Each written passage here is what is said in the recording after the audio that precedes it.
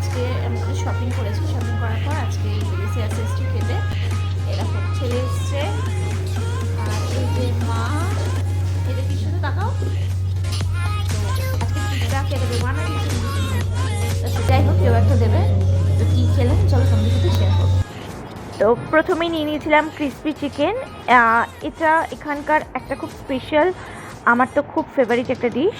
আর তারপরে ডিনারে নিয়েছিলাম ফ্রাইড রাইস আর চিলি চিকেন।